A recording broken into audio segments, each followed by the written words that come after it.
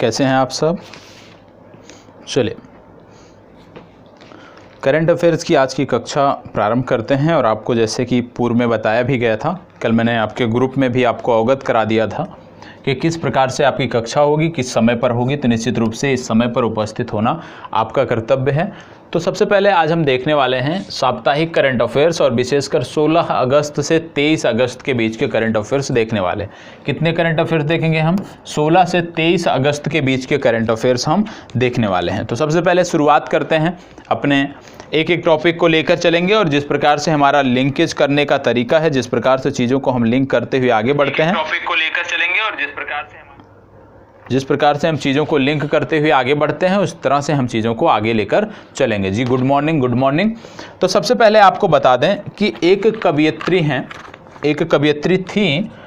16 अगस्त current affairs हम देख रहे हैं, 16 से 23 के बारे में हम बात करने वाले हैं, ठीक है। और इसके साथ साथ आपको कल मैं एक पीडीएफ भी दूंगा, और जो पीडीएफ होगा आपको बता दें कि वो पीडीएफ जैसे कि बहुत सारे वन लाइनर प्रश्न होते हैं कि किसकी नियुक्ति हो गई है, कौन सी नई पुस्तक लिखी गई है, तो इस तरह के जो भी प्रश्न होंगे सप्ताह भर के, उनकी एक पीडीएफ मैं आपको उपलब्ध करा दूंगा। आपके प्रत्येक ग्रुप में आपको पीडीएफ मिल जाएगा, आप वहां से उस पीडीएफ का भी अध्ययन कर लीजिएगा। तो निश्चित रूप से सप्ताह के 100% करंट अफेयर्स आपके कंप्लीट हो जाएंगे। तो सबसे पहले 16 अगस्त के बारे में हम बात कर लें। 16 अगस्त को एक महत्वपूर्ण तिथि है। क्यों? क्योंकि हमारी एक कवयित्री थी जिनका नाम था सुभद्रा कुमारी चौहान। हर कोई इनको जानता होगा, यदि आप हिंदी भाषी राज्य से हैं तो निश्चित रूप से सुभद्रा कुमारी चौहान के बारे में आप जानते होंगे, ठीक है। अब ये एक महत्वपूर्ण क्यों है? क्योंकि 16 अगस्त को इनकी क्या थी? जयंती थी। कौन सी जयंती थी?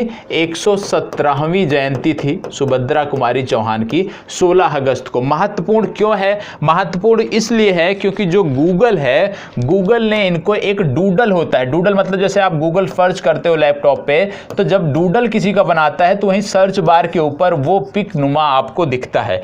तो गूगल ने क्या किया था? डूडल बनाकर इनको सम्मानित किया था।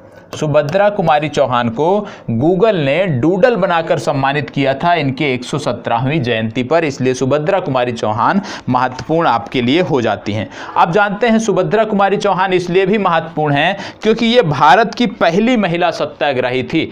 स्वतंत्र भारत में यदि हम देखें या उस सत्याग्रही की बात हो रही है तो स्वतंत्रता से पूर्व की बात हो रही है, तो भारत की प्रथम महिला, ये भी याद रखिएगा, भारत की प्रथम महिला सत्याग्रही जो थी उनका नाम था सुभद्रा कुमारी चौहान। और इनकी गीत तो हर किसी के जुबान पे होंगे। आपने झांसी वाला गीत सुना होगा।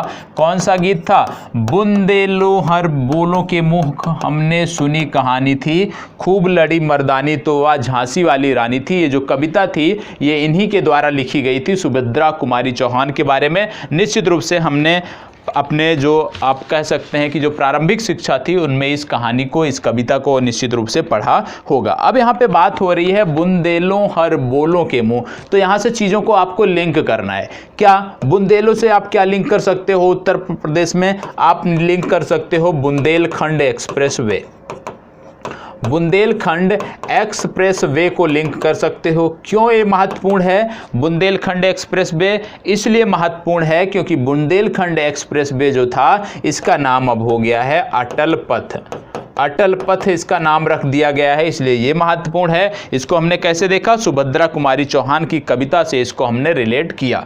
अटल पथ के साथ साथ हम बात कर रहे हैं, क्योंकि आप बात कर रहे हो उत्तर प्रदेश की, तो उत्तर प्रदेश की राजधानी है लखनऊ, ठीक है। और लखनऊ में एक स्थान होता था जिसको बोलते थे हजरतगंज चौराहा, हजरतगंज चौराहा।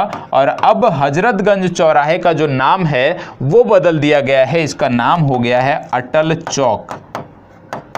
तो ये भी आपको पता होना चाहिए कि हजरतगंज चौराहे का नाम भी बदला जा चुका है, इसका नाम हो गया है अटल चौक। ये आपको पता होना चाहिए। अभी हमने आपको बताया कि सुभद्रा कुमारी चौहान को गूगल ने डूडल बनाकर सम्मानित किया 117वीं जयंती पर। तो आपको याद आना चाहिए कि गूगल जो है इसकी जो पेरेंट कंपनी है, अभिभावक कंपनी है, उसका नाम है अल्फाबेट। क्या नाम है? अल्फाबेट नामक इसकी पेरेंट कंपनी है। और गूगल इसलिए भी आपको याद रखना है क्योंकि गूगल अल्फाबेट के साथ साथ आपको बता दें एक रोबोटिक कंपनी भी प्रारंभ कर रहा है जिसका नाम है इंट्रिंसिक। ठीक है। इंट्रिंसिक नामक गूगल एक रोबोटिक कंपनी भी प्रारंभ कर रहा है, ये भी आपको पता होना चाहिए। यदि कभी पूछ लिया जाए कि इंट्रिंसिक जो रोबोटिक कंपनी है ये किस कंपनी की है, तो आपको बताना है कि ये गूगल की एक अभिभावक कंपनी है, ये भी आपको पता होना चाहिए। गूगल की कंपनी है, अभिभावक कंपनी तो आपकी अल्फाबेट हो गई। इसके साथ साथ आप जानते हैं गूगल ने पिछले दिनों एक मुहिम शुरू की थी, द एनीवेयर स्कूल।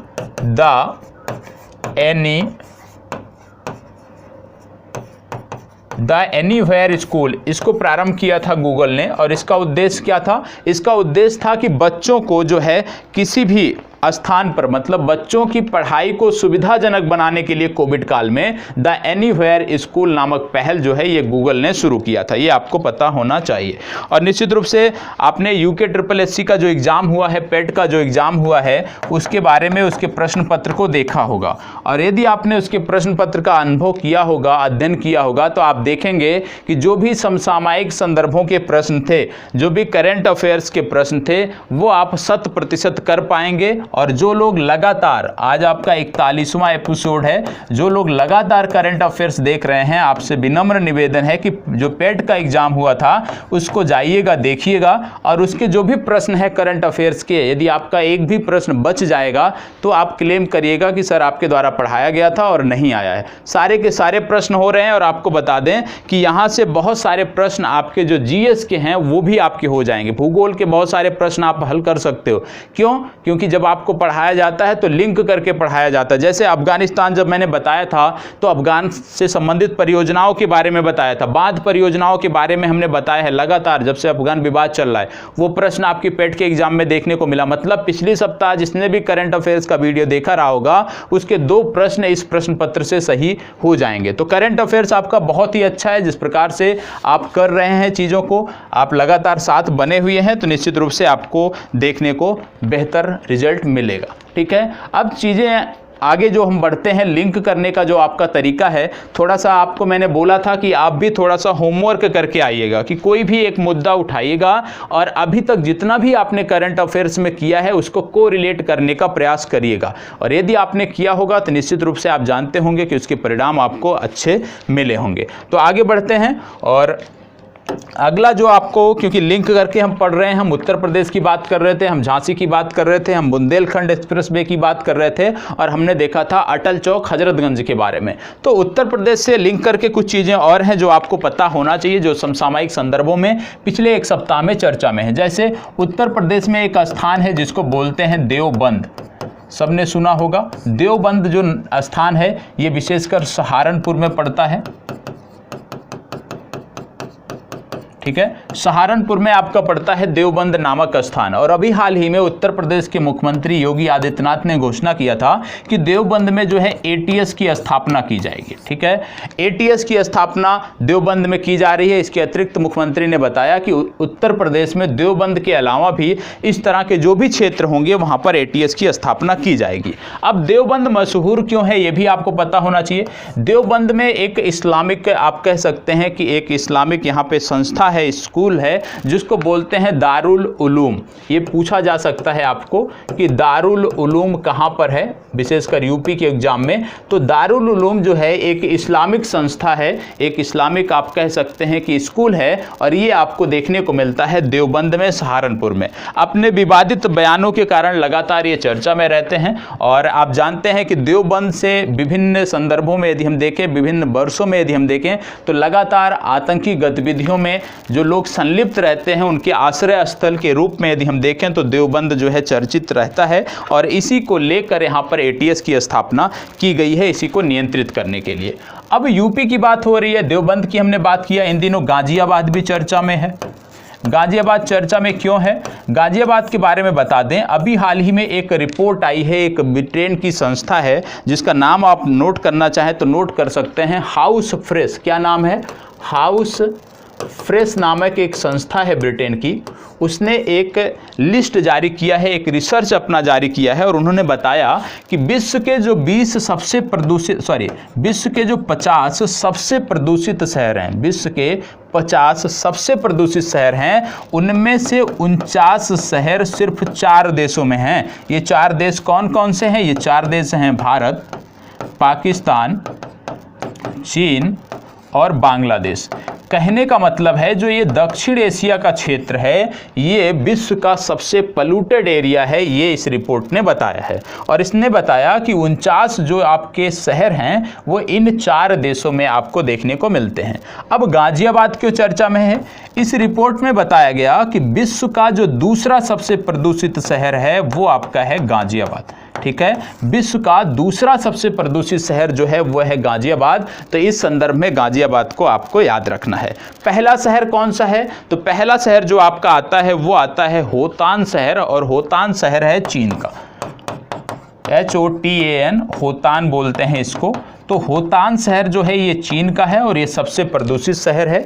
तीसरे स्थान पर कौन सा आता है? तो तीसरे स्थान पर बांग्लादेश का एक शहर आता है जिसका नाम है मानिकगंज। ठीक है, तो ये आपको पता होना चाहिए कि विश्व के सबसे प्रदूषित शहरों में यदि हम देखें तो हाउस फ्रेश की रिपोर्ट के अनुसार होतान शहर चीन का सबसे पहले स्थान पर है, दूसरे स्थान पर उत्तर प्रदेश का शहर गाजियाबाद है और तीसरे स्थान पर मानिकचंद्र जो बांग्लादेश से संदर्भित शहर है। इस रिपोर्ट में यह भी बताया गया कि जो सबसे प्रदूषित देश है, पूरे विश्व का जो सबसे प्रदूषित देश है वो है बांग्लादेश। ठीक है, सबसे प्रदूषित देश जो है पूरे विश्व का वो है बांग्लादेश, इस रिपोर्ट में बताया गया। और इस रिपोर्ट में यह भी बताया गया है कि विश्व का एक ऐसा शहर है जहां की हवा सबसे ज़्यादा शुद्ध है, उसके बारे में भी आपको पता होना चाहिए। वो है जुडबुरी, ये शहर आपका आता है ऑस्ट्रेलिया में। ठीक है, जुडबुरी नामक ये शहर है जो कि विश्व का सबसे स्वच्छ हवा वाला शहर है, ये आपको ऑस्ट्रेलिया में देखने को मिलेगा, ये इस रिपोर्ट के अनुसार है। अभी हमने देखा कि बांग्लादेश जो है ये विश्व का सबसे प्रदूषित देश है, मानिकचंद विश्व का तीसरा सबसे प्रदूषित शहर है। अब बांग्लादेश की बात हम कर रहे हैं तो बांग्लादेश के बारे में कुछ बेसिक जानकारी होनी चाहिए हमें, और निश्चित रूप से इस तरह से लिंक करके आपको भी पढ़ना चाहिए। अब बांग्लादेश चर्चा में है तो बांग्लादेश की राजधानी है ढाका, बांग्लादेश की मुद्रा है टका, बांग्लादेश की प्रधानमंत्री हैं शेख हसीना, नाम याद आना चाहिए इनका, अवामी लीग इनकी पार्टी का नाम है। ठीक है, इसके साथ साथ आपको पता होना चाहिए कि कभी कभी पूछा जाता है फादर ऑफ बांग्लादेश, तो फादर ऑफ बांग्लादेश बोला जाता है शेख मुजीबुर रहमान को। ठीक है, शेख मुजीबुर रहमान ये फादर ऑफ बांग्लादेश। अभी हाल ही में इनकी 100वीं वर्षगांठ मनाई गई थी और उस दौरान 100वीं वर्षगांठ को मुजीब वर्षों के रूप में बांग्लादेश ने मनाया था। ठीक है, इसके साथ हमने बताया था आपको पिछले दिनों कि भारत और बांग्लादेश ने संयुक्त लड़ाई लड़ी थी बांग्लादेश के निर्माण के समय। तो उस दौरान जो भारतीय सैनिक शहीद हुए थे उसके लिए स्मारक बनाने की बात बांग्लादेश ने बोला था। ठीक है, बांग्लादेश स्वाधीनता सड़क बना रहा है, ये आपको पता होना चाहिए। इसके साथ साथ स्मारक से संबंधित मैंने आपको जानकारी और दी थी कि प्रथम इस विश्व युद्ध में जो भी भारतीय शहीद हुए थे उनके लिए एक स्मारक बना रहा है इटली, और इटली के कैसिनो शहर में ये आपका स्मारक बन रहा है। और इसका आप बोल सकते हैं शिलान्यास किया था भारत के जो हमारे कह सकते हैं कि सेना अध्यक्ष हैं, उन्होंने इसका शिलान्यास किया था, तो ये भी आपको पता होना चाहिए। तो ये बेसिक जानकारी है जो बांग्लादेश के संदर्भ में आपको पता होना चाहिए। इसके साथ साथ आपको पिछले दिनों मैंने आपको बताया कि 56 वर्षों के बाद एक रेल मार्ग खोला गया था भारत और बांग्लादेश के बीच, जो था चिलाहाटी। ठीक है, ये आपको याद आना चाहिए, 56 वर्षों बाद खोला गया था चिलाहाटी से हल्दीबाड़ी। ठीक है, ये रेल मार्ग मैंने आपको बताया था पिछले दिनों, पिछले करंट अफेयर्स में, तो निश्चित रूप से आपको याद आना चाहिए। इसके साथ साथ एक जल मार्ग भी शुरू किया गया है, नया है ये, तो मान लीजिए पुराना था क्योंकि ये पहले से चलता था। 11 कुछ किलोमीटर का ये रेल मार्ग है, पहले से चलता था, लेकिन भारत जो पाकिस्तान, जब बांग्लादेश को पूर्वी पाकिस्तान बोलते थे, उस दौरान जो युद्ध हो रहा था तो उस दौरान इसको बंद कर दिया गया था। एक नया रेल मार्ग तो चला ही है, इसके साथ साथ जल मार्ग भी एक नया खोला गया है जो है सोनामुरा से दाऊद कांडी, ये मैंने आपको बोला था, सोनामुरा से दाऊद कांडी, जो लोग पुराने होंगे उनको याद होगा। सोनामुरा पड़ता है आपका त्रिपुरा में, दाऊद कांडी आपका पड़ता है बांग्लादेश में। ठीक है, इतनी जानकारी बांग्लादेश के बारे में बेसिक आपको होनी चाहिए। आपको बता दें, एक बच्चा है बांग्लादेश का जिसका नाम है सदत रहमान, ये आपको याद रखना है हमेशा हमेशा के लिए। क्यों याद रखना है? क्योंकि इसको अंतर्राष्ट्रीय बाल शांति पुरस्कार से सम्मानित किया गया था, इसलिए इसके बारे में आपको जानकारी होनी चाहिए। सदत रहमान, क्यों? साइबर बुलिंग को रोकने के लिए इसने बेहतर कार्य किया था, जिसके कारण इसको सम्मानित किया गया था। ठीक है, अब बात कर लेते हैं, यूपी की बात कर रहे हैं तो उसी से लिंक करके कुछ चीज़ें और देख लेते हैं जो इन दिनों समसामयिक संदर्भों में चर्चा में हैं। जैसे उदाहरण के रूप में आप जानते हैं उज्ज्वला योजना काफ़ी सफल रही थी। उज्ज्वला 1.0 जो आपकी योजना थी वो काफ़ी सफल रही थी। तो 1.0 जो सफल रही थी, विशेषकर इसमें जो SC समुदाय है, जो हमारा गरीब वर्ग है, आप जिसको कह सकते हैं जो आर्थिक रूप से सक्षम नहीं थे, उनको जो है गैस सिलेंडर उपलब्ध कराया गया था। अब उज्ज्वला 2.0 शुरू किया गया है और उज्ज्वला 2.0 का जो उद्देश्य है, विशेषकर माइग्रेटेड जो हमारे पर्सन है, जो लोग जाके बाहर किसी अन्य राज्य में जाकर नौकरी करते हैं, दिहाड़ी मजदूरी करते हैं, तो उनके लिए है कि आपको कोई एड्रेस प्रूफ नहीं देना पड़ेगा, एक आप सेल्फ डिक्लेरेशन फॉर्म साइन करना पड़ेगा और उसके बाद आप इस योजना के लाभार्थी हो सकते हैं। अब एक प्रश्न यहाँ पे बन सकता है कि उज्ज्वला 1.0 कहाँ से शुरू किया गया था, उज्ज्वला 2.0 कहाँ से शुरू किया गया था? क्योंकि हमने इसको उत्तर प्रदेश से लिंक करने की बात की है, तो किस प्रकार से आप कर सकते हैं। तो आपको बता दें, उज्ज्वला 2.0 शुरू किया गया महोबा से। ठीक है, उज्ज्वला 1.0 शुरू किया गया था बलिया से, ये आपको पता होना चाहिए। और महोबा की यदि हम बात करें, मंगल पांडे का आपने नाम सुना होगा, तो मंगल पांडे भी की जो वीर भूमि है मंगल पांडे की, वो भी कहीं ना कहीं उज्ज्वला योजना से जुड़ती है, ये आपको पता होना चाहिए। ठीक है, इसके साथ साथ आपको पिछले दिनों मैंने बताया था कि आकांक्षी नीति आयोग जो है, ये आकांक्षी जिले का कार्यक्रम लागू करता है, आकांक्षी जिलों की रिपोर्ट लागू करता है। आकांक्षी मतलब सबसे पिछड़े जिले, और भारत के जो सबसे पिछड़े 112 जिले थे, इनकी जो रिपोर्ट लागू की गई थी कि किस प्रकार से यहाँ पे विकास कार्य देखने को मिले, इन जिलों में कितना सुधार देखने को मिला। तो इसमें सबसे लास्ट स्थान पे जो हमारा जिला था वो था फतेहपुर, और फतेहपुर उत्तर प्रदेश का एक जिला है, ये भी आपको पता होना चाहिए कि आकांक्षी जिलों की जो सूची थी उसमें सबसे अंतिम स्थान पर फतेहपुर था, और फतेहपुर ये उत्तर प्रदेश का एक जिला है, ये आपको पता होना चाहिए। इसके साथ साथ आपको पता होना चाहिए, भारतीय राष्ट्रपति पिछले दिनों अपने गृह जनपद गए थे, और गृह जनपद इनका कानपुर पड़ता है। कानपुर के परौंख नामक गांव में, कानपुर के अंतर्गत परौंख नामक गांव पड़ता है, जो भारतीय राष्ट्रपति का गांव है, और यहाँ पर ये गए हुए थे। और इसके बाद जब ये वापस आ रहे थे तो इन्होंने कई सारे म्यूजियम का अनावरण किया था, जैसे कि लखनऊ में किया था डॉक्टर भीमराव अंबेडकर के नाम पे सांस्कृतिक स्थल एवं म्यूजियम, ये आपको पता होगा। इसके साथ साथ आपको बता दें, जब कानपुर की बात हो रही है तो यहीं पे पास में पड़ता है बिथूर। बिथूर एक क्षेत्र पड़ता है। बिथूर क्यों महत्वपूर्ण था? पिछले दिनों मैंने आपको बताया था, एक जामुन की एक प्रजाति है जिसको बोलते हैं जामवंत जामुन, और जामवंत जामुन का निर्यात किया गया था एक देश को, और मैंने इसके बारे में आपको डिटेल में बताया था। कहाँ पे निर्यात किया गया था इसका निर्यात किया गया था लंदन को। किसके द्वारा निर्यात किया जाता है? निर्यात की जो प्रमुख संस्था है कौन सी है? मैंने आपको बताया है एपीडा जो है, एपीडा के माध्यम से निर्यात किया जाता है। एपीडा के माध्यम से हमारे कृषि उत्पादों का जो निर्यात है वो किया जाता है, ये आपको पता होना चाहिए। तो निश्चित रूप से अभी तक आपको अच्छा लग रहा होगा, आनंद आ रहा होगा करंट अफेयर्स पढ़ने में। कुछ चीज़ें ऐसी हैं जो आप पहले पढ़ चुके हो तो उससे आपका तीव्र गति से आपका रिवीजन हो जाता है। कुछ चीज़ें नई आप देखने को पाते हैं, जो आप करते हैं, नोट्स बनाते हैं, तो आपकी चीज़ें बेहतर होती हैं। ठीक है, इसके साथ साथ मैंने आपको बताया था कि असम की भी दो, जैसे हमने देखा जामवंत जामुन, इसी तरह से असम के भी दो कृषि उत्पाद हैं जिनका निर्यात किया जाता है। एक का नाम है बाओ धान, बाओ धान का निर्यात किया जाता था, और एक मैंने नींबू की प्रजाति बताई थी जिसका नाम था कैनक्यू, KANQUI। ये एक नींबू की प्रजाति है जिसको असम से निर्यात किया गया है। तो ये भी कृषि उत्पाद जो हमारे हैं इनके बारे में भी आपको पता होनी चाहिए। ठीक है, तो पहला जो हमने टॉपिक उठाया था सुभद्रा कुमारी चौहान से, सुभद्रा कुमारी चौहान से हमने इतने चीज़ों को देखा है। मतलब हमने सिर्फ इतना देखा कि सुभद्रा कुमारी चौहान की 117वीं जयंती मनाई गई, और 117वीं जयंती को गूगल ने डूडल बनाकर सम्मानित किया।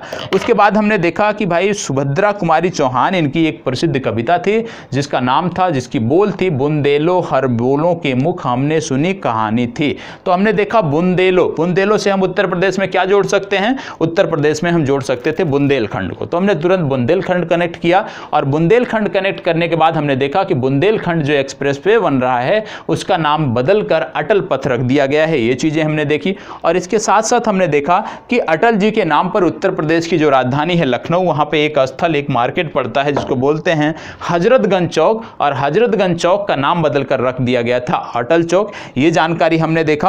और जब हम बात कर रहे थे उत्तर प्रदेश की, तो हमने देखा कि उत्तर प्रदेश कुछ कारणों से पिछले एक सप्ताह में न्यूज में है, जिसमें पहला कारण आपका था कि देवबंद में एटीएस की स्थापना की जा रही है। देवबंद सहारनपुर जिले में पड़ता है, दारुल उलूम नामक एक इस्लामिक स्कूल यहां पे पड़ता है, जिसके कारण ये लगातार चर्चा में रहता है। दूसरा कारण हमने देखा कि गाजियाबाद के कारण उत्तर प्रदेश चर्चा में है। क्यों? क्योंकि गाजियाबाद जो है हाउस फ्रेश की, जो ब्रिटेन की एक संस्था है हाउस फ्रेश, उसके द्वारा जो रिपोर्ट तैयार की गई है उसमें गाजियाबाद का जो स्थान है वो दूसरा आता है। किस चीज में दूसरा आता है? विश्व के सबसे ज्यादा जो 50 प्रदूषित शहरों की सूची है उसमें गाजियाबाद दूसरे स्थान पर विराजमान है। इसलिए हमने देखा पहले स्थान पे कौन सा है, तो पहले स्थान पे हमने चीन के एक शहर को देखा, दूसरे स्थान पे हमने देखा गाजियाबाद को, तीसरे स्थान पे मानिकचंद हमने बांग्लादेश देखा, पहले स्थान पे हमने देखा था होतान चीन के शहर के बारे में। ठीक है, इसके साथ साथ हमने देखा कि विश्व के जो 50 सबसे प्रदूषित शहर हैं उनमें से 49 सबसे प्रदूषित शहर जो हैं वो एशिया के 4 देशों के अंतर्गत आते हैं। कौन से? चीन, बांग्लादेश, पाकिस्तान और भारत। और इसके अंतर्गत इस रिपोर्ट में हमने देखा कि बांग्लादेश जो है वो विश्व का सबसे पोल्यूटेड शहर है। और हमने यह भी देखा कि विश्व का सबसे स्वच्छ हवा वाला शहर जो है वो आपको देखने को मिलेगा ऑस्ट्रेलिया में, और इसका नाम है जुडबुरी। इतनी जानकारी हमने देखा।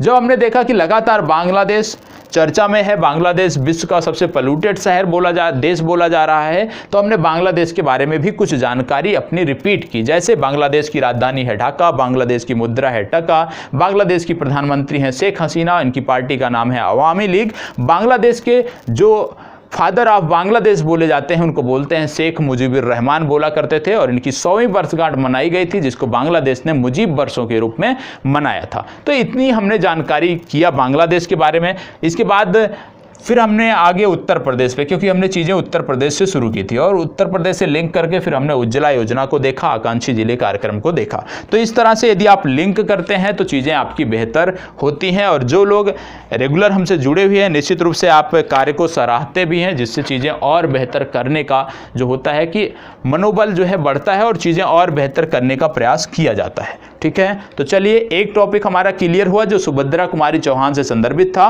और इस एक टॉपिक से यदि आप देखें तो कम से कम आप देखो तो 25 से 30 प्रश्न हमने हल किए हैं।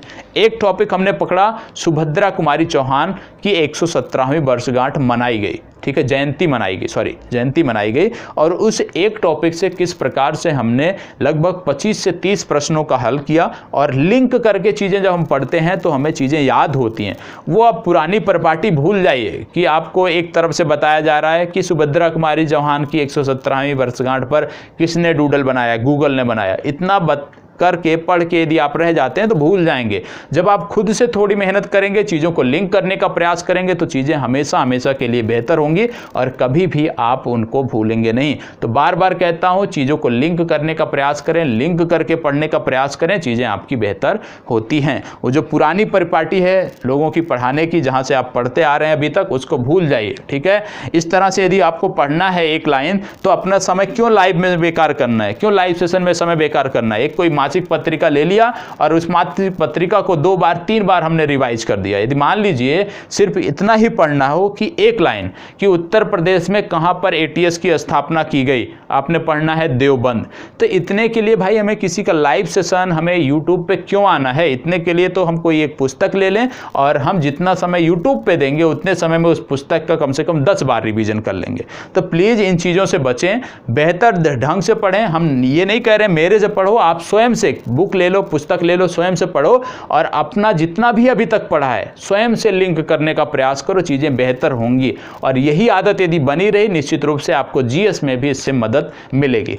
मैं दावे के साथ कहता हूं, यूके SSSC का जो पेट का एग्जाम हुआ था आप जाके देख लीजिएगा, सभी के सभी प्रश्न करंट अफेयर्स के निकलेंगे ही साथ जीएस के भी जो प्रश्न हैं वो भी आप आसानी से कर सकोगे, क्योंकि आप हमारे क्लास में रेगुलर बने थे। आप करके देख लीजिएगा। कोई भी एक बच्चा बोल देगा कि सर ये करंट अफेयर्स हमने नहीं पढ़ाया गया है, तो मैं आपको जो भी आप बोलेंगे मैं करने को तैयार हूं। निश्चित रूप से सारे प्रश्न कल मैंने देखे थे, सारे के सारे प्रश्न आपके आसानी से हल हो रहे हैं। चलिए तो अगला टॉपिक देखते हैं। दूसरा हमें जो टॉपिक देखना है, दूसरा टॉपिक आज की कक्षा का है ऑपरेशन ब्लू फ्रीडम। क्या है ऑपरेशन ब्लू फ्रीडम? ऑपरेशन, देखो बहुत सारे लोग शिकायत करते हैं कि सर आप लिखते क्या हो पता नहीं चलता है। तो भैया नहीं पता चलता है, बोलता तो हूं ना मैं, उसको पकड़ा करो, उसको कैच किया करो। यहाँ पे क्या लिखा जा रहा है, इससे क्या मतलब आपका, ठीक है। तो यहाँ जरूरी नहीं कि एक अक्षर अस्पष्ट लिखो, ठीक है। मैं बोल रहा हूँ तो उसको आप सुनो, सिर्फ सुनने का प्रयास करो। ऑपरेशन ब्लू फ्रीडम ये है क्या? सबसे पहली बात आपको बता दें, इसका पूरा नाम जो है ये है operation blue freedom land words records. क्या नाम है? Operation blue freedom lands words record इसका पूरा नाम है। और आपको बता दें सामाजिक न्याय एवं अधिकारिता मंत्रालय द्वारा इसको चलाया गया है। किसके द्वारा चलाया गया है? सामाजिक न्याय एवं अधिकारिता मंत्रालय द्वारा। अब बात आती है सामाजिक न्याय और अधिकारिता मंत्री हमारे कौन है? तो याद रखिएगा बीरेंद्र सिंह हमारे सामाजिक न्याय और अधिकारिता मंत्री हैं। अब बात आती है ऑपरेशन ब्लू फ्रीडम है क्या? तो आपको बता दें ऑपरेशन ब्लू फ्रीडम विशेषकर दिव्यांग जनों के लिए है। किन के लिए है? दिव्यांग जनों के लिए है। क्या है ये? इसके अंतर्गत कुछ दिव्यांग व्यक्तियों का चयन किया गया है और इन दिव्यांग व्यक्तियों को जो है सियाचिन ग्लेशियर में भेजा जाएगा। क्यों भेजा जाएगा?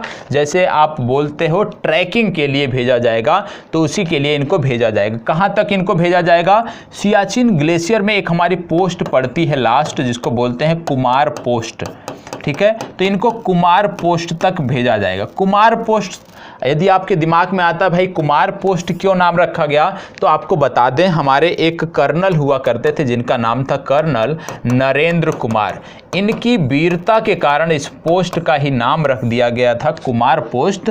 तो कुमार पोस्ट तक इन दिव्यांगजनों को भेजा जाएगा, ठीक है। ये आपको पता होना चाहिए, सियाचिन से संबंधित है। इसका उद्देश्य क्या है? इसका उद्देश्य यह है कि जब हमारे दिव्यांगजन इन चीज़ों को कर सकते हैं, हमारे दिव्यांगजन किसी भी क्षेत्र में किसी भी व्यक्ति से पीछे नहीं हैं, तो जो हमारे युवा हैं, जो हमारी यूथ है, वो विशेष क्षेत्रों में पीछे क्यों रह रही है, उनको भी सामने आना चाहिए। तो विशेष रूप से यदि आप देखें तो युवाओं को प्रोत्साहित करने के लिए कि युवा भी इस क्षेत्र में आए, युवा भी कर सकते हैं। जो अपने आप में दिव्यांग होने के बाद भी यदि सामान्य व्यक्ति है तो भी हीन भावना रखता है कि मैं ये नहीं कर सकता हूँ, मेरे से ये नहीं हो सकता, तो उस चीज़ को अपने दिमाग से निकालने के लिए कि इनको एक आप कह सकते हैं कि मोटिवेशन प्रदान करने के लिए अन्य लोगों को ये कार्यक्रम किया जा रहा है। सामाजिक न्याय एवं अधिकारिता मंत्री द्वारा कुमार पोस्ट तक ये व्यक्ति जाएंगे, ठीक है। अब यहाँ पे आप देख रहे होंगे सियाचिन, तो एक शब्द आप सुनते होंगे अक्साई चिन्ह। अक्साई चिन्ह ये क्या है? आपको बता दें अक्साई चिन्ह मतलब बोला जाता है कि एक ये ट्राई जंक्शन है। क्या है? ट्राई जंक्शन है। क्या होता है यहाँ पे पाकिस्तान, इंडिया और चाइना तीनों की सीमाएं मिलती हैं। एक ऐसा बिंदु है जहां पे पाकिस्तान, इंडिया, चाइना तीनों की सीमाएं आकर मिलती हैं, उसको बोलते हैं अक्साई चिन्ह। और ये क्षेत्र वर्तमान समय में चाइना के कब्जे में है, ठीक है। चाइना के कब्जे में क्षेत्र है, लद्दाख के अंतर्गत आता है, ठीक है। अब यहाँ पे बात हो रही थी सामाजिक न्याय और अधिकारिता मंत्रालय की। पिछले दिनों मैंने आपको बताया था सामाजिक न्याय और अधिकारिता मंत्रालय ने बहुत सारे पोर्टल और जो है कार्यक्रम लॉन्च किए थे। जैसे मैंने आपको बताया था पीएम दक्ष, तो इनको नोट कर लीजिएगा, ये अधिकारिता मंत्रालय के कार्यक्रम हैं। सुगम्य भारत कार्यक्रम इन्होंने शुरू किया था, सुगम्य भारत, ठीक है। सुगम्य भारत के बाद आई मेसा पहल इन्होंने शुरू किया था, आई मेसा पहल, ये आपको पता होना चाहिए। इसके बाद आपको याद रखना है पोषण अभियान इन्होंने शुरू किया था, पोषण अभियान, ये भी आपको पता होना चाहिए, ठीक है, वृद्धजनों के लिए। तो इनके जो अभियान है वो भी आपको पता होना चाहिए, ठीक है। इसके साथ साथ इन्होंने एल्डर लाइन प्रोजेक्ट भी शुरू किया था, एल्डर लाइन प्रोजेक्ट भी इन्होंने शुरू किया था। तो ये भी आपको याद आना चाहिए कि सामाजिक न्याय एवं अधिकारिता मंत्रालय द्वारा पीएम दक्ष पोर्टल, सुगम भारत पोर्टल, ई मेसा पहल, पोषण अभियान और एल्डर लाइन प्रोजेक्ट भी पूर्व में किया गया है, पूर्व में किया गया था, ठीक है, ये भी आपको पता होना चाहिए। इसके बाद अब ऐसे कि इसको कैसे मंत्रालय से हम लिंक कर सकते हैं, इसको अन्य मंत्रालयों से लिंक करने का मतलब है कि जो सप्ताह भर में चर्चा में रहे हैं मंत्रालय, उनसे लिंक करना है। जैसे इलेक्ट्रॉनिक्स हमारा है, इलेक्ट्रॉनिक्स मंत्रालय, जिसका पूरा नाम है इलेक्ट्रॉनिक्स एवं सूचना प्रौद्योगिकी मंत्रालय, जिसके पूर्व में मंत्री हुआ करते थे बिहार के रविशंकर प्रसाद, लेकिन वर्तमान समय में मंत्रालय चेंज हुआ है। तो वर्तमान समय में हमारा सूचना प्रसारण मंत्रालय कौन देख रहा है, ये आप कमेंट बॉक्स में बताएंगे, अभी नहीं, वीडियो के समापन के बाद इसको आप कमेंट बॉक्स में बताएंगे। जो लोग रिकॉर्डेड देख रहे हैं, आपकी जिम्मेदारी बनती है कि आप कमेंट बॉक्स में इसका जवाब दीजिएगा। तो आपको बता दें कि इलेक्ट्रॉनिक्स एवं सूचना प्रौद्योगिकी मंत्रालय ने अभी हाल ही में अमृत महोत्सव श्री शक्ति चैलेंज शुरू किया है। क्या किया है? अमृत महोत्सव श्री शक्ति चैलेंज शुरू किया है, महिलाओं से जुड़ा हुआ है। तो ये आपको पता होना चाहिए। पूछा जाए कि अमृत महोत्सव श्री शक्ति चैलेंज किस मंत्रालय ने शुरू किया है, तो सूचना एवं प्रसारण मंत्रालय आपको टिक करना है। इसके साथ साथ आपको बता दें कि कोयला मंत्रालय भी इन दिनों चर्चा में है। क्यों चर्चा में है? क्योंकि जान रहे हो अमृत महोत्सव इस समय चल रहा है, ठीक है। कोयला मंत्रालय क्यों चर्चा में है? कोयला मंत्रालय ने बोला है कि कोयला मंत्रालय द्वारा अमृत महोत्सव के अंतर्गत वृक्षारोपण अभियान शुरू किया जाएगा और इसमें लाखों की संख्या में वृक्षों का रोपण किया जाएगा। तो आपसे इस तरह से प्रश्न बन सकता है कि किस मंत्रालय ने अमृत महोत्सव के अंतर्गत वृक्षारोपण कार्यक्रम शुरू किया है, तो आपको जवाब देना है कि कोयला मंत्रालय ने ये किया है, ये आपको पता होना चाहिए, ठीक है। चलिए, ये आपका टॉपिक था, ये आपका समाप्त हुआ, ठीक है। मंत्रालयों से संबंधित जो आपका टॉपिक था समाप्त हुआ। अब हम बढ़ रहे हैं विशेषकर स्वास्थ्य से जुड़ी हुई चीज़ों के बारे में, कि सप्ताह भर में स्वास्थ्य से जुड़े हुए कौन से घटनाक्रम हुए हैं, उनके बारे में हम जानने का, समझने का प्रयास करते हैं। तो सबसे पहले आपको बता दें, WHO, विश्व स्वास्थ्य संगठन, विश्व स्वास्थ्य संगठन से जुड़ा हुआ पहला करंट अफेयर्स है। आप जानते होंगे जब कोविड की पहली वेव आई थी तो बहुत सारे लोगों ने, लगभग पूरा विश्व बोल रहा था कि कोविड की जो शुरुआत है वो वुहान से हुई है, चीन से हुई है, लेकिन आधिकारिक रूप से इसकी पुष्टि नहीं हो पाई। तो इसी की पुष्टि करने के लिए WHO ने एक समिति बनाया है। किस लिए समिति बनाया है? कोविड-19 की उत्पत्ति की जांच करने के लिए एक सलाहकार समूह बनाया है और इसका नाम रखा है सागो। ये नाम आपके लिए महत्वपूर्ण है। यदि आपसे पूछ लिया जाए ये सागो क्या है, सागो है कोविड-19 की उत्पत्ति कहां से हुई है, इसके लिए जांच करने के लिए एक समूह बनाया गया है WHO द्वारा, जिसका नाम दिया गया है सागो। इसलिए ये नाम आपके लिए महत्वपूर्ण है, सागो आपको पता होना चाहिए, ठीक है। अब यहाँ पे बात हो रही है कोविड-19 की। तो आपको बता दें, एक हमारा IT संस्थान है जिसको बोलते हैं IIT बॉम्बे। IIT बॉम्बे ने अभी हाल ही में क्या किया है? IIT बॉम्बे ने एक खोज किया है इंफ्रारेड किरणों से संबंधित, और इनके द्वारा जो इनकी डिवाइस है, इनमें ये इंफ्रारेड किरणों के माध्यम से बता देंगे कि कोविड का कौन सा मरीज क्रिटिकल स्टेज में है। तो कोविड के मरीजों के स्टेज का पता लगाने के लिए IIT बॉम्बे ने एक डिवाइस बनाई है जो इंफ्रारेड किरणों पर आधारित होगी। ये आपको पता है, होनी चाहिए, और ये गंभीर कोरोना मरीजों की जो है वो पहचान करेगी। तो IIT बॉम्बे भी जुड़ गया कोविड से। इसके साथ साथ आप जानते हैं WHO की बात हो रही है, तो WHO ने पिछले दिनों बोला था कि ये बायो हब फैसिलिटी बना लिए हैं, बायो हब फैसिलिटी। और ये बायो हब फैसिलिटी बना कहाँ पे है, ये महत्वपूर्ण है।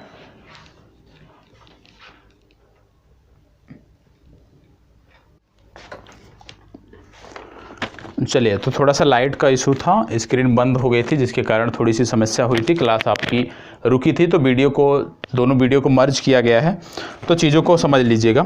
अभी तक हम बात कर रहे थे कि WHO ने क्या है, WHO ने बायो हब फैसिलिटी बनाया है। क्या बनाया है? Bio hub facility. ठीक है, कहाँ पर बनाया है ये महत्वपूर्ण है। WHO ने बायो हब फैसिलिटी बनाया है। कहाँ पे बनाया है? ये बनाया है स्पाइस में। कहाँ पर? SPIEZ। स्पाइस शहर कहाँ पर है ये आप वीडियो में कमेंट करके हमें बताएंगे। ये आपका होमवर्क है और जितने लोग वीडियो पसंद करते हो सबकी जिम्मेदारी है कि आप बताएं कि स्पाइस शहर आपको किस देश में देखने को मिलता है जहां पर WHO ने बायो हब फैसिलिटी बनाई है। WHO की बात करें, आप जानते हैं जेनेवा में इसका हेडक्वार्टर है। टेड्रोस अधानो इसके प्रमुख हैं, DG हैं, ये आपको पता होना चाहिए। यहाँ पे बात हो रही थी कोविड-19 की, कि हमने बताया कि IIT बॉम्बे है जिन्होंने एक इंफ्रारेड आधारित एक डिवाइस बनाई है जो पता लगाती है, जो बताती है कि कोविड का मरीज किस स्टेज पर है, कौन गंभीर रूप से पीड़ित है। अब इसमें यदि हम देखें, बात हो रही थी जब कोविड की, तो कोविड के बारे में कुछ जानकारी आपको होनी चाहिए। जैसे लगातार वैक्सीन से संबंधित जानकारी आ रही है। जैसे भारत में इस समय 5 वैक्सीन है जिनको अनुमति दी गई है।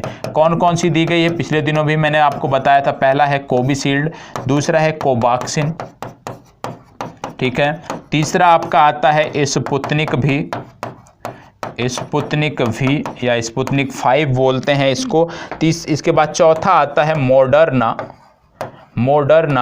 mRNA, Moderna mRNA 1273 vaccine. इसके बाद मैंने आपको बताया जॉनसन एंड जॉनसन की जो वैक्सीन है सिंगल डोज, ये बताई गई है। अब इनमें से कुछ नाम मैंने आपको बताए, जैसे ये जो 4 नाम हैं, कोविशील्ड, कोवैक्सीन, स्पुतनिक भी, मॉडर्ना mRNA, पूर्व में मैंने इसके बारे में आपको बताया है। तो आपकी जिम्मेदारी है कि ये वैक्सीन किस कंपनी द्वारा बनाई गई है, ये आप कमेंट बॉक्स में बताएंगे। और अनिवार्य रूप से बताना है, यदि आप करंट अफेयर्स का प्रोग्राम पसंद करते हैं और चाहते हैं कि कंटिन्यू आपके लिए रहे, तो प्लीज़ जवाब दीजिएगा कि किस कंपनी ने इन वैक्सीन को बनाया है। इसके साथ साथ आपको बता दें कि अभी हाल ही में मैंने आपको बताया था साइनोफार्म नामक भी वैक्सीन बनी है और इसको बनाया है चीन ने। ये जानकारी आपने देखा था, साइनोफार्म नामक वैक्सीन चीन ने बनाया है। इसके साथ साथ आपको बता दें कि WHO की हमने शुरुआत किया था, WHO की हमने बात किया था, तो आपको बता दें WHO ने अभी हाल ही में 2 देश, श्रीलंका हो गए और मालदीव हो गए, जिनको खसरा रुबेला मुक्त घोषित किया है। दूसरा अफ्रीका आपका देश है, अफ्रीका को पोलियो मुक्त घोषित किया है। क्या किया है? पोलियो मुक्त घोषित किया है। और 2 देश आपके थे श्रीलंका और मालदीव, जिनको खसरा रुबेला मुक्त घोषित किया गया है। ये आपको पता होना चाहिए। तो इतनी बेसिक जानकारी थी, जो स्वास्थ्य से संबंधित जानकारियां थी, जो इस सप्ताह आपके लिए महत्वपूर्ण थी, उनकी चर्चा हमने यहाँ पर किया है। चलिए बढ़ते हैं आगे और अगला टॉपिक देखते हैं। अगला हमारा टॉपिक क्या है? अगला आपका टॉपिक जुड़ता है अफगानिस्तान से। ठीक है, अफगानिस्तान से जुड़ता है और निश्चित रूप से इस पर आपको ध्यान देना होगा।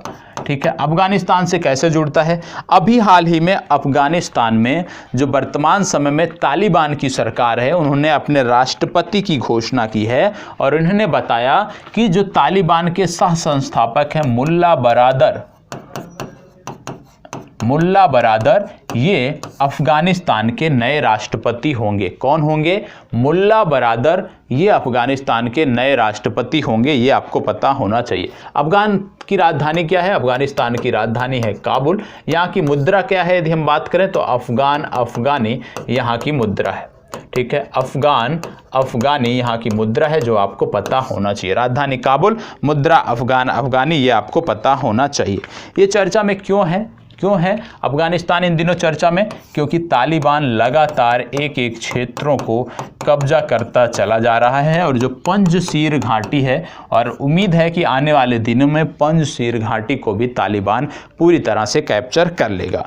अब यहाँ पे बात हो रही है अफगानिस्तान की, तो आपको बता दें कि विश्व समुदाय जो है, जो वैश्विक समुदाय है, वो कह रहा है ठीक है, यदि तालिबान शांतिपूर्वक कार्य कर रहा है ठीक है, लेकिन वहाँ पे शांति सैनिकों के भेजने की आवश्यकता है, जिससे तालिबान जो है नागरिकों का, आप कह सकते हैं कि कि शोषण ना कर सके, नागरिकों को प्रताड़ित ना कर सके।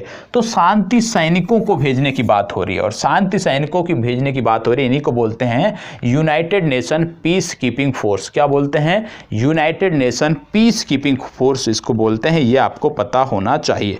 और आपको पता होगा कि भारत ने सबसे ज़्यादा, भारत भी बहुत सारा योगदान करता है शांति सैनिकों का, ठीक है। भारत बहुत सारा फंड देता है इनको, भारत के बहुत सारे जवान इनमें कार्य करते हैं पीस कीपिंग फोर्स में। और विशेषकर पीस कीपिंग फोर्स ऐसे देशों में भेजी जाती है जहां पे राजनीतिक अस्थिरता हो और उसके चलते वहां पे स्थितियां सामान्य ना हो। विशेषकर अफ्रीका के जो देश हैं, जैसे घाना हो गया, कांगो हो गया, कांगो प्रजातांत्रिक हो गया, तो इस तरह के जो अफ्रीका, सूडान हो गया, इस तरह के जो देश हैं अफ्रीका के, वहां पे पीस कीपिंग मिशन लगातार चल रहा है। नाइजीरिया में चल रहा है। तो जो अफ्रीका के देश हैं, विशेषकर जो आतंकवाद से पीड़ित हैं, उनमें लगातार इस तरह के मिशन चल रहे हैं। अब यहाँ पे बात हो रही थी शांति सैनिकों की, कि शांति सैनिकों के भेजने की बात की जा रही है। किसको? जिसको बोलते हैं यूएन पीस कीपर, ठीक है, यूएन पीस कीपर। तो आपको कुछ जानकारी यहाँ पे होनी चाहिए। क्या होनी चाहिए? सबसे पहले बात बता दें कि यूनाइटेड नेशन जो पीस कीपिंग फोर्स है, इसका भी एक अपना सर्वोच्च पुरस्कार है। वो सर्वोच्च पुरस्कार क्या है आपको पता होना चाहिए। इसका नाम है डैन, नोट कर लीजिएगा, ये United Nation peace keeping force को दिया जाने वाला सर्वोच्च पुरस्कार है डैन हैमर्सक,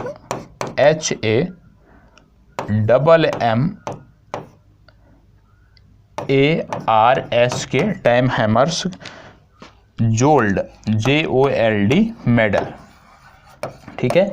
ये क्या है? Dan Hammarskjold medal. ये क्या है? शांति रक्षकों को दिया जाने वाला सर्वोच्च पुरस्कार है। ये आपको पता होना चाहिए, बहादुरी के लिए दिया जाता है, ठीक है। अब इसमें यदि हम देखें, बात हम कर रहे थे United Nation peace keeping force की, तो यूनाइटेड नेशन जो शब्द जुड़ा है, तो यूनाइटेड नेशन भी एक पुरस्कार देता है जिसको बोलते हैं United Nation equator prize. Equator prize दिया जाता है। आप जानते होंगे यूनाइटेड नेशन द्वारा इक्वेटर प्राइज दिया जाता है, और ये महत्वपूर्ण भी है। क्यों दिया जाता है? समाज कल्याण के कार्य के लिए दिया जाता है, विभिन्न संगठनों को दिया जाता है। किसके द्वारा? किसके द्वारा दिया जाता है? यूनाइटेड नेशन डेवलपमेंट प्रोग्राम के द्वारा दिया जाता है। यूनाइटेड नेशन के अंतर्गत जो संस्था है UNDP, United Nation development programme, उसके द्वारा दिया जाता है। और अभी हाल ही में 2 संस्थाओं को दिया गया, दोनों भारत के हैं, इसलिए आपको महत्वपूर्ण है। 2 भारतीय संस्थाओं को ये मिला है equator prize, United Nation equator prize. किसको मिला है? पहला है स्नेहा कुंज ट्रस्ट, ये पहली संस्था है। दूसरी संस्था का नाम थोड़ा टिपिकल है, तो इसको अलग से मैं आपको बता देता हूं। क्या नाम है दूसरी संस्था का? AADHI, अधिमलाई पजांग, PAZHANG,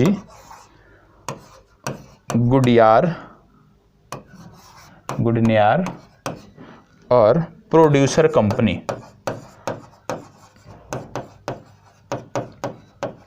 ठीक है।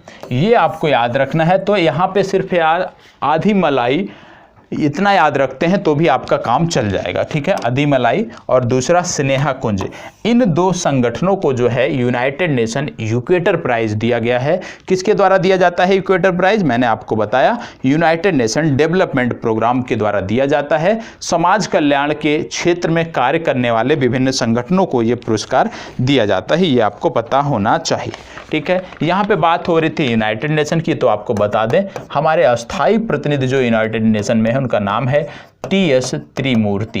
क्या नाम है? TS त्रिमूर्ति हमारे अस्थायी प्रतिनिधि हैं। यह भी आपको पता होना चाहिए। तो इतनी बेसिक जानकारी थी जो हमने देखा। इसके साथ साथ 2 और पुरस्कार हैं यूनाइटेड नेशन के, वो आपको पता होना चाहिए, उसको भी नोट कर लीजिएगा यहीं पर। क्या है? United Nation land for life award, United Nation land for life award, और United Nation land for life award जो दिया गया भारतीय हैं श्याम सुंदर जियानी। किसको दिया गया? श्याम सुंदर जियानी। ये महत्वपूर्ण है नाम, ठीक है। इसके बाद एक पुरस्कार और आता है United nation world press freedom award, ठीक है। United nation world press freedom award, और ये दिया गया है फिलीपींस के एक महिला हैं जिनका नाम है मारिया रेसा। मारिया रेसा, ये आपको याद रखना है, कहाँ की हैं? फिलीपींस। ठीक है, एक देश है फिलिस्तीन, एक है फिलीपींस, तो फिलीपींस की यहाँ पे बात हो रही है। United nation world press freedom award Maria रेसा को दिया गया है, ये आपको पता होना चाहिए। यहाँ पे यूनाइटेड नेशन के पुरस्कारों की बात हो रही है, तो इसी को वर्ल्ड प्रेस फ्रीडम जो अवार्ड है ये बहुत ही महत्वपूर्ण है, इसके बारे में आपको जानकारी होनी चाहिए। प्रेस के लिए दिया जाता है जो निर्भय पूर्ण, आप कह सकते हैं बिना डरे पत्रकारिता करते हैं, ऐसे लोगों को दिया जाता है। और आपको बता दें, फिलीपींस की जब बात आ रही है, फिलीपींस की एक आप नाम और याद रखिएगा, हिडलिन डियाज। एक नाम याद रखिएगा, हिडलिन डियाज। ये नाम क्यों याद रखना है? क्योंकि पहली बार ओलंपिक में फिलीपींस ने स्वर्ण पदक जीता है, और ये जो स्वर्ण पदक दिलाया है ये दिलाया है हिडलिन डियाज ने, इसलिए इनका भी नाम आपके लिए महत्वपूर्ण है। ठीक है, स्वर्ण पदक जीता है इन्होंने। अब यहीं से लिंक करके, क्योंकि आप अफगानिस्तान की बात कर रहे थे, अफगानिस्तान की स्थिति की बात कर रहे थे, अफगानिस्तान के राष्ट्रपति जो घोषित हुए हैं मुल्ला बरादर, उनकी बात कर रहे थे, तो इसी के साथ आपको बता दें कि अफगानिस्तान में जो परिस्थितियां तैयार हुई हैं वो अमेरिकी सैन्य बलों के हटने के कारण हुई हैं। ठीक है, अमेरिकी सैन्य बलों के हटने के कारण हुई हैं। अब यहाँ पे बात आ रही है अमेरिका की, तो अमेरिका के बारे में भी कुछ जानकारी आपको होनी चाहिए। जैसे अमेरिका का सर्वोच्च नागरिक सम्मान, याद रखिएगा, अमेरिका का सर्वोच्च नागरिक सम्मान एक है जो यहाँ की संसद द्वारा दिया जाता है, उसका नाम है कांग्रेशनल गोल्ड मेडल। ठीक है, ये संसद द्वारा दिया जाता है। किसकी संसद द्वारा? यूएसए की संसद द्वारा दिया जाता है, जो सर्वोच्च नागरिक सम्मान होता है, जिसको बोलते हैं कांग्रेशनल गोल्ड मेडल। और यह पहले व्यक्ति शायद बन सकते हैं महात्मा गांधी। शायद यह पुरस्कार, क्योंकि नाम चल रहा है चर्चा में, शायद यह पुरस्कार महात्मा गांधी को मिले और कांग्रेशनल गोल्ड मेडल पाने वाले पहले भारतीय बनेंगे महात्मा गांधी। दूसरा सर्वोच्च नागरिक, ये तो हमने बताया कि ये संसद द्वारा दिया जाता है, वहाँ की सदन द्वारा दिया जाता है। ठीक है, ये सदन का सर्वोच्च नागरिक सम्मान है। एक दूसरा सर्वोच्च नागरिक सम्मान है जो राष्ट्रपति प्रदान करते हैं अमेरिका में, उसका नाम आपके लिए पता होना चाहिए। उसका नाम है presidential medal of freedom. Presidential medal of freedom, ये आपको दिया जाता है राष्ट्रपति द्वारा। तो याद रखिएगा, अमेरिका के दो सर्वोच्च नागरिक सम्मान, एक राष्ट्रपति द्वारा जो दिया जाता है उसको बोलते हैं प्रेसिडेंशियल मेडल ऑफ फ्रीडम, एक पुरस्कार जो वहाँ की सदन द्वारा दिया जाता है उसको बोलते हैं कांग्रेशनल गोल्ड मेडल, जिसके प्राप्तकर्ता महात्मा गांधी बन सकते हैं। ऐसी चर्चाएं चल रही हैं। ठीक है, चलिए आगे बात करते हैं अगले टॉपिक की। अगला टॉपिक हमारा जुड़ता है कुछ महत्वपूर्ण फैक्ट से, जो कि सैन्य अभ्यास से जुड़ा हुआ है। तो कुछ सैन्य अभ्यास हैं जिनके बारे में हम बात करने वाले हैं, जो इन दिनों चर्चा में है। जैसे सबसे पहला सैन्य अभ्यास है इन दिनों जो चर्चा में है इस सप्ताह में, वो है कोंकण। ठीक है, कोंकण सैन्य अभ्यास, ये सबसे पहली बात कि किसके बीच आयोजित किया जाता है? ये भारत और ब्रिटेन के बीच आयोजित किया जाता है। और आपका दूसरा होमवर्क, भारत और ब्रिटेन के बीच अन्य कौन से सैन्य अभ्यास आयोजित किए जाते हैं वो आप हमें बताओगे। ठीक है, कमेंट बॉक्स में बताओगे। तो भारत और ब्रिटेन के बीच आयोजित किया जाने वाला सैन्य अभ्यास है कोंकण। और आपको बता दें, यहाँ पे INS तंवर को भेजा गया है। किसको भेजा गया है? INS तंवर को यहाँ पे भेजा गया है। और INS तंवर वही हमारा युद्धपोत है, वही जहाज है जो हमने सेंट पीटर्सबर्ग में भी भेजा था। सेंट पीटर्सबर्ग में भेजा था। क्यों भेजा था? क्योंकि रूस का सेना दिवस था। ठीक है, इसके साथ साथ यही जहाज हमने इटली में भी भेजा था। एक सैन्य अभ्यास इटली में हुआ था, वहां भी हमने भेजा था INS तंवर को। तो ये जानकारी आपको होनी चाहिए। इसके बाद एक सैन्य अभ्यास है जायद तलवार। जायद तलवार, और जायद तलवार जो सैन्य अभ्यास है ये UAE और भारत करते हैं मिलकर। ठीक है, UAE भारत करते हैं। इसके साथ एक सैन्य अभ्यास हमने अभी, ये भी आपका होमवर्क है क्योंकि पिछली कक्षा में हमने बताया था, सऊदी अरब के साथ हमने पहली बार सैन्य अभ्यास किया है, जिसका थोड़ा सा नाम मैं बता देता हूं आपको, अल मोहद। तो इसका पूरा नाम क्या है? अल-मोहद मैंने आपको बता दिया, पिछली क्लास में भी मैंने आपको बताया है कि भारत और सऊदी अरब के बीच आयोजित किया गया सैन्य अभ्यास था। पूरा नाम क्या है आप कमेंट बॉक्स में बताएंगे। यहाँ पे मैं आपको बता दें, भारत का जो बेस्ट जहाज है वो है INS सह्याद्री। ये भी आपको पता होना चाहिए। INS सह्याद्री को भारत का बेस्ट जहाज का तमगा मिला है, ये भी आपको पता होना चाहिए। इसके साथ साथ आप जानते हैं जैर अल बहर, पिछले क्लास में हमने देखा था भारत और कतर के बीच है, भारत और कतर की सेनाओं के बीच है, जहां पे INS त्रिकंड भेजा गया था और फारस की खाड़ी में ये सैन्य अभ्यास हुआ था। जैर अल बहर, भारत और कतर के बीच INS त्रिकंड गया था, फारस की खाड़ी में ये सैन्य अभ्यास हुआ था। इसके साथ साथ आपको बता दें, एक यहाँ पे हमारा पोर्ट है जिसको बोलते हैं गोपालपुर पोर्ट। ठीक है, गोपाल, क्योंकि जहाज़ों की बात कर रहे हैं तो पोर्ट पे ही जाते हैं। गोपालपुर पोर्ट ये पड़ता है उड़ीसा में। कहाँ पे पड़ता है?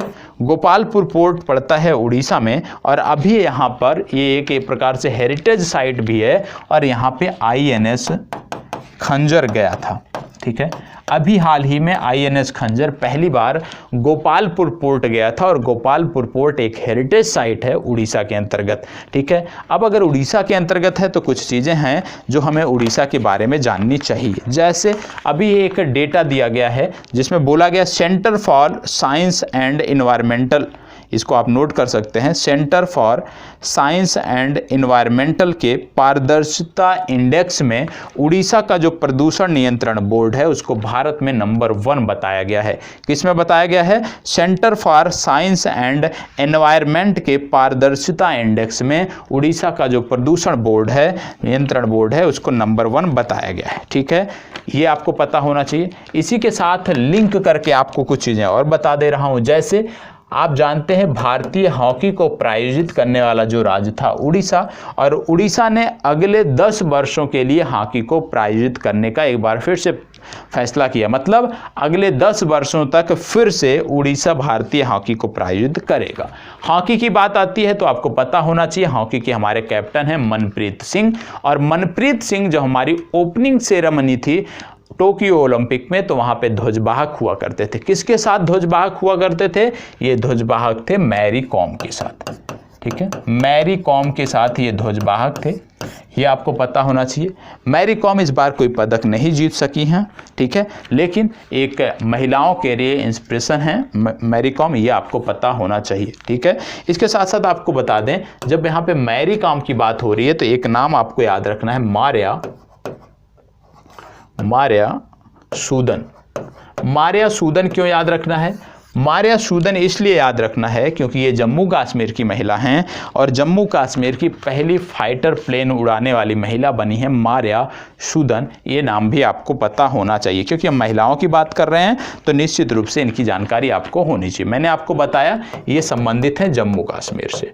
जम्मू कश्मीर की बात आती है तो आपको 2 ऐप याद आने चाहिए। पहला तामीर तरक्की, दूसरा हमारी सड़क, ये 2 ऐप आपको याद आने चाहिए। इसके साथ साथ आपको एक गांव भी याद आना चाहिए जिसका नाम था बेयान। क्यों याद आना चाहिए? क्योंकि भारत का 100% टीकाकरण वाला जो गांव है वो बना था, सबसे पहला टीकाकरण वाला गांव जो बना था 100% वो था बेयान, इसलिए ये गांव भी आपको याद आना चाहिए। हमने आपको ये भी बताया था कौन सा यूनियन टेरिटरी है जिसने 100% टीकाकरण कर लिया है पहला डोज, तो लद्दाख मैंने बताया था। मैंने आपको बताया था 100% टीकाकरण करने वाला राज्य कौन सा है, सबसे पहला राज्य कौन सा बना है, ये भी आप प्रश्न कमेंट बॉक्स में बताएंगे कि भारत का कौन सा राज्य है पहला राज्य जिसने 100% टीकाकरण अपने नागरिकों का कर लिया है, इसके बारे में आप कमेंट बॉक्स में बताएंगे। शहर भी कौन सा है ये भी आप बताएंगे। शहर मैंने आपको बताया था भुवनेश्वर, कि भुवनेश्वर जो शहर है 100% टीकाकरण करने वाला भारत का पहला शहर है, ये भी मैंने आपको बताया था, तो ये भी आप कर लीजिएगा। ठीक है, चलिए आगे बढ़ते हैं और आपको बता दें एक मैराथन अभी हाल ही में आयोजित की गई जम्मू कश्मीर में जिसका नाम है जज्बा ए तिरंगा। क्या है? जज्बा ए तिरंगा मैराथन। और याद रखिएगा जज्बा ए तिरंगा मैराथन ये किया गया जम्मू कश्मीर में और ये 400 किलोमीटर की मैराथन है। कितने की है? 400 किलोमीटर की मैराथन है, ये भी आपको पता होना चाहिए। और मानसिक रूप से जो लोग पीड़ित हैं जम्मू कश्मीर में उनके लिए 24/7 एक हेल्पलाइन है जिसको बोलते हैं सुकून, ये शुरू किया गया है, ये भी आपको पता होना चाहिए। ठीक है, तो इतनी जानकारी आपको जम्मू कश्मीर के बारे में भी पता होनी चाहिए। तो मैंने आपसे पूछा है वह कौन सा राज्य है जो 100% टीकाकरण कर लिया है, वो राज्य आप हमें कमेंट बॉक्स में बताएंगे। मैंने आपसे बोला कि कौन सा यूनियन टेरिटरी है जिसने अपने नागरिकों को पहली डोज 100% लगवा दी है, वो भी आप कमेंट बॉक्स में बताएंगे। ठीक है, यहाँ पे हमने बात किया मैरी कॉम की, यहाँ पे हमने बात किया मनप्रीत सिंह की। तो आपको बता दें, स्पोर्ट की जब बात हो रही है तो अभी हाल ही में विश्व युवा तीरंदाजी प्रतियोगिता समाप्त हुई है। कौन सी प्रतियोगिता? विश्व युवा तीरंदाजी प्रतियोगिता। और ये कहाँ पे हुई थी? ये पोलैंड में हुई थी। पोलैंड की राजधानी है वार्सा, यहाँ की मुद्रा है जलोटी, ये आपको पता होना चाहिए। ठीक है, और पिछले दिनों पोलैंड का एक शहर था जिसके एक चौक का नाम हरबंश राय बच्चन के नाम पर रखा गया था। दिनों का मतलब पिछले वर्ष। ठीक है, और इसमें कितने पदक जीते हैं भारत ने? तो कुल 15 पदक जीते हैं, और इन 15 में से 8 हैं गोल्ड, 2 हैं आपके सिल्वर, बाकी के जो बचते हैं वो हैं ब्रॉन्ज। अब यहाँ पे आपको 3 खिलाड़ियों को प्रमुख रूप से याद रखना है। पहला है कोमालिका बारी, कोमालिका बारी, ठीक है, तीरंदाज हैं हमारी। दूसरा याद रखना है प्रिया गुज्जर, इन्होंने एक नया रिकॉर्ड अपने नाम किया है। तीसरा नाम आपको याद रखना है विशाल चंगमई, VISAL, ये इसी तरह से इनका नाम लिखा जाता है, V से नहीं B से लिखा जाता है, CHANG, चंगमई। ठीक है, ये कहाँ के हैं? ये हैं असम के। ठीक है, ये 3 नाम याद रखने हैं। और इसमें से प्रिया गुर्जर ने रिकॉर्ड बनाया है क्या कि पहली बार कोई युवा तीरंदाज है जो विश्व युवा तीरंदाजी प्रतियोगिता में एक साथ 2 स्वर्ण पदक जीती। मतलब एक ही प्रतियोगिता में 2 स्वर्ण पदक जीतने वाली जो हमारी युवा तीरंदाज पहली बनी है वो है प्रिया गुज्जर। ये कहाँ की हैं? तो ये राजस्थान की हैं, ये भी आपको पता होना चाहिए, तीरंदाज हैं। कोमालिका बारी आप जानते हैं झारखंड से संबंधित हैं, तो ये भी आपको पता होना चाहिए। ठीक है, चलिए आगे बढ़ते हैं। झारखंड की हमने बात किया, झारखंड से संबंधित हमने चर्चा देखा, तो इससे संबंधित हमने जानकारी कर लिया। तो कोमालिका बारी, प्रिया गुज्जर, विशाल चंगमई, ये 3 नाम आपको पता होना चाहिए। नाम देके पूछा जा सकता है कि किस खेल से ये जुड़ी हुई है। ठीक है, अब हम बात कर रहे थे महिलाओं की, महिलाओं से संबंधित बात हम कर रहे थे। मैरी कॉम की हमने बात किया था, तो आपको 3 ऐसी महिलाएं बता देते हैं जो आपको याद रखना है। कौन कौन से? पहला नाम आता है हिमा कोहली, तेलंगाना की चीफ जस्टिस हैं। ठीक है, हिमा कोहली। दूसरा नाम आपको याद रखना है बीबी नागरत्ना, ये बहुत ही महत्वपूर्ण नाम है आपके लिए, बीबी नागरत्ना। और तीसरा जो नाम आता है वो है बेला त्रिवेदी। ठीक है, हिमा कोहली, बीबी नागरत्ना, बेला त्रिवेदी। अब इसमें जो बीबी नागरत्ना है ये महत्वपूर्ण है। क्यों महत्वपूर्ण है? आपको बता दें कि जो वर्तमान समय में हमारे चीफ जस्टिस हैं, ये 2027 में इनका कार्यकाल समाप्त होगा। और 2027 के बाद जो अगली, सब कुछ सामान्य रहा तो अगली जो हमारी चीफ जस्टिस बनेंगी वो बनेंगी बीबी नागरत्ना, ये आपको याद रखना। और पहली चीफ जस्टिस होंगी, पहली महिला चीफ जस्टिस होंगी बीबी नागरत्ना, इसलिए इनका नाम याद रखना है। आपको पता है कोलिजियम के माध्यम से न्यायाधीशों की नियुक्ति की जाती है। वर्तमान समय में हमारे देखें तो 25 न्यायाधीश हैं। ठीक है, 25 न्यायाधीश हैं वर्तमान समय में। और हमारे जो पद रिक्त हैं, जो हमारे पद रिक्त हैं, उनकी यदि हम बात करें तो जो भी पद रिक्त हैं यहाँ पे, उनको भरने के लिए जो नाम दिए गए हैं उनमें से 3 महिलाओं के नाम हैं। ठीक है, और ये 3 महिलाओं के नाम जो हैं ये आपके हैं, हिमा कोहली, बीबी नागरत्ना और बेला त्रिवेदी। हो सकता है आने वाले दिनों में आप देखने को पाओ कि ये तीनों जो महिलाएं हैं इनको सर्वोच्च न्यायालय में न्यायाधीश के रूप में नियुक्त किया जाए। और इसमें से बीबी नागरत्ना महत्वपूर्ण है क्योंकि ये सर्वोच्च न्यायालय के मुख्य न्यायाधीश बनने की योग्यता रखती हैं। और जो सामान्य सा जो क्रम अभी तक कोलिजियम सिस्टम चलता आ रहा है उसके आधार पे इन्हीं का नंबर सबसे पहले होगा। ठीक है, और हिमा कोहली के बारे में हमने बता दिया कि तेलंगाना की हैं, तेलंगाना की मुख्य न्यायाधीश हैं। तो ये चीज़ें आपको पता होना चाहिए। ठीक है, तो आज के लिए आज की जो करंट अफेयर्स की चर्चा थी वो यहीं पे समाप्त होती है। कल मैंने आपको PDF देने को बोला है, तो कल आपको PDF ग्रुप में मिल जाएगा, वहाँ से आप बाकी चीज़ों को कर सकते हैं। तो यहीं पर अपनी चर्चा को विराम देते हैं। धन्यवाद।